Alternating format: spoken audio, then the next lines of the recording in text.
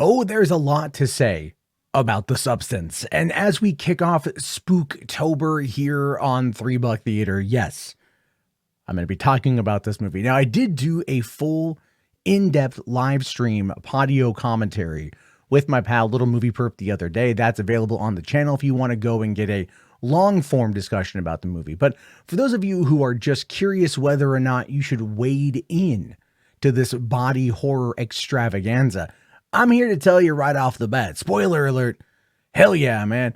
This movie is wild. And it's wild in all the ways that Hollywood should probably hate. And hopefully people out there kind of get what the whole thing's laying down. So this movie, written and directed by Coralie Fargeat, if I'm saying that correctly, I apologize if I'm not, is a very satirical body horror movie based around, well, our favorite industry, Hollywood. Especially under the old idea that women simply cannot age. You either go from being a beauty to being an old, haggard witch. In fact, this movie has both extremes of that. This is a film that doesn't necessarily give away every bit of information surrounding the plot. And as much as I would like for it to do that, to go into more detail, it doesn't necessarily need to. So this movie is all about Elizabeth Sparkle, played wonderfully, by the way, by Demi Moore. And if she does not get like nomination recognition for this, there's definitely a problem going on in the industry. Not only that, not only her, but like Margaret Qualley, as well as Dennis Quaid, because his performance is captivating. It's disgusting. It's perverse.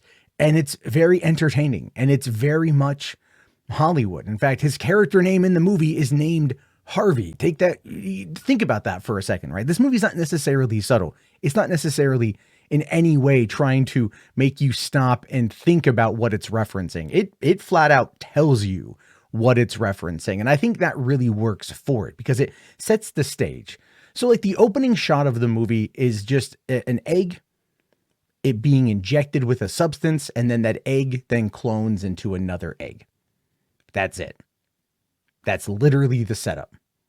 And then we get Demi Moore, who just turned 50 years old. She is a former celebrity. The opening, by the way, like montage of the movie showing the creation of her star on the Hollywood Walk of Fame. And then of course, how people flock to it and then how people forget it. Kind of, again, really hammering home in the first couple minutes of the movie what exactly this film was about. What exactly this is trying to say about not only like Hollywood, but the entertainment industry and life in general. And how people really only perceive us as valuable when we are young and pretty. You know, like that's one of the interesting things about this movie that I really enjoyed. And then as, you know, we get Elizabeth Sparkle and she is coming off doing a workout video and it's kind of like bland. You know, it just kind of looks like something you would see, you know, that would be like a late night infomercial sort of thing, like a Jillian Michaels has got like way more pep. And I feel like this is somewhat based off of like a Jillian Michaels sort of thing, or maybe like Debbie Reynolds actually did workout videos. Richard Simmons did the workout stuff. Like it's a popular subgenre, especially with women as they're getting older and they want to like tone up, you know, remember jazzercise sort of stuff. Like that's the vibe that I get. The idea that I get is that it's coming in from something from like the 80s and 90s in regards to like midday TV or infomercials. But as she is, you know, getting off of that, she ends up basically being fired for being old, right? The network doesn't want her anymore. She's not hot. She's not 18 to 30 with big old gazungas and a tight old patootie. Right? Like that's basically what, you know, Dennis Quaid's character wants. And again, it's like, he's so like nasty. The way that this movie like captures him, he's very in your face. Every shot, he's uncomfortably in your face, whether he's taking a piss, like basically forcing the audience to like watch him take a leak. You don't actually see it, but he's like right there in the frame. It's all you can see. And he's just on the phone. He doesn't wash his hands. It's gross. And he does it so well, you know, and then after she gets fired, she ends up getting into a car accident. And then she gets a little USB stick slipped to her that has the promo for the substance on it. And because she understands that her time has come, right? And like, because she understands that Hollywood doesn't want her anymore because of that, because she's now deemed old and broken and put out to pasture, she goes and she takes this substance, and out comes Sue, Margaret Qualley, a younger, more vibrant, vivacious, curvaceous starlet who wants to then also go and do what she's doing, right? And this is where the two kind of go together, and then, but they're still kind of separate people. And the way it works is you can only do 1 week as one week as the other. The entire point of everything is maintaining balance, but it never explains it. It just says you are one and maintain the balance, and that's it. But the problem with that, though, is that while Sue is having the time of her life, when she has to give it up, she doesn't want to.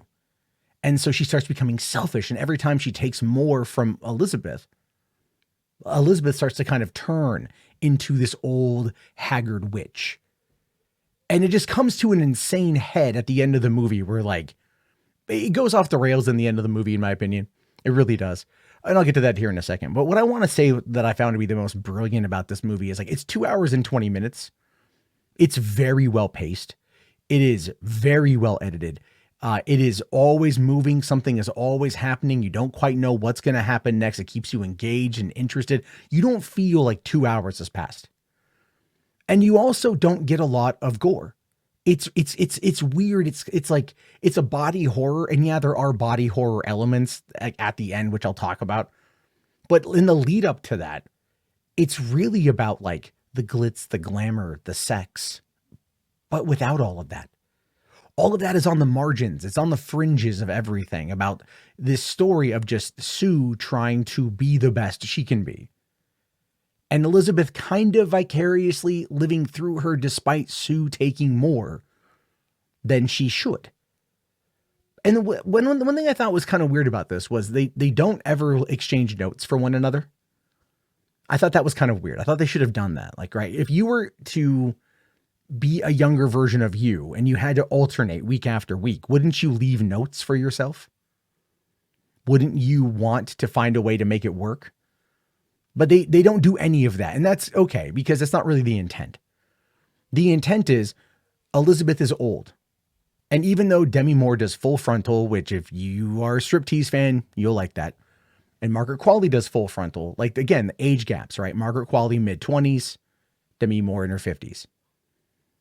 Both look great, by the way.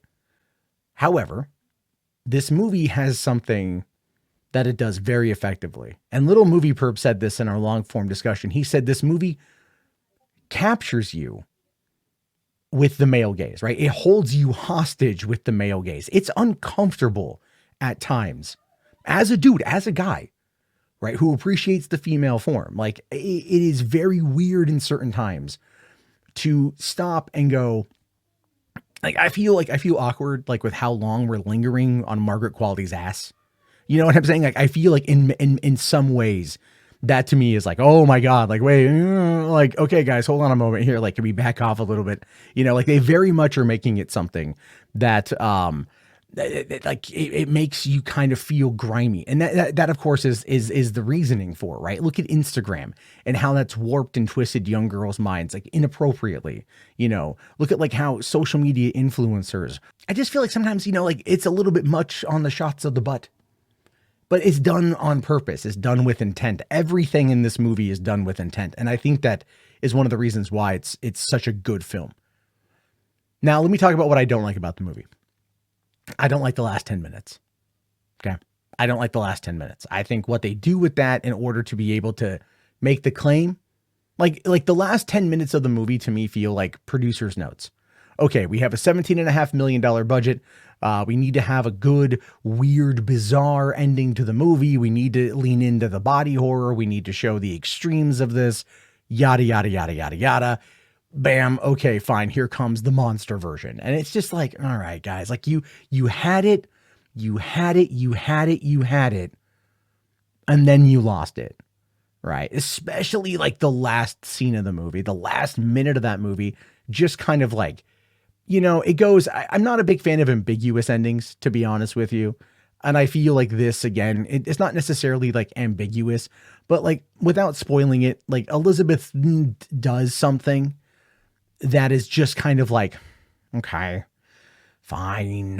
That's how you want to end it. I see it, but I don't necessarily like it.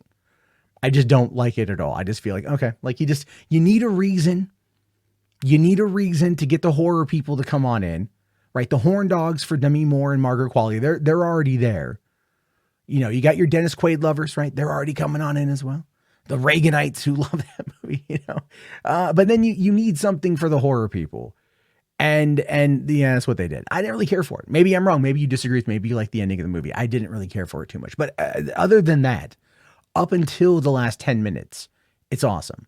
Someone asked me like if there should be a sequel to this movie, if there should be like a substance cinematic universe to kind of like explain out. No, you don't need that. Like it's a one and done. Let it be a one and done. It's a good one and done. And let's let the director and writer cook on another satirical movie. Let's see what else she can come up with, because this one was really good. Now, and I would love it for people in Hollywood to watch this movie and go, hey, maybe we shouldn't throw people away when they hit a certain age. Maybe we shouldn't do that. But we're not going to, because that's not how the industry works. But in this fable, we can kind of see it played out in a very hyperbolic, extreme, and satirical way. And that's one of the reasons why, as a fan of Hollywood, as a fan of the industry, I really enjoyed The Substance. It is up there with my films of the year. It is super good. I can't recommend it enough. But anyway, if you guys have seen it, let me know your thoughts. Recommend me some horror movies to watch throughout the month. Look forward to it. Welcome to Spooktober here on $3 Theater. My name is Matt Jarbo. Have yourself a great day, everybody, and peace out.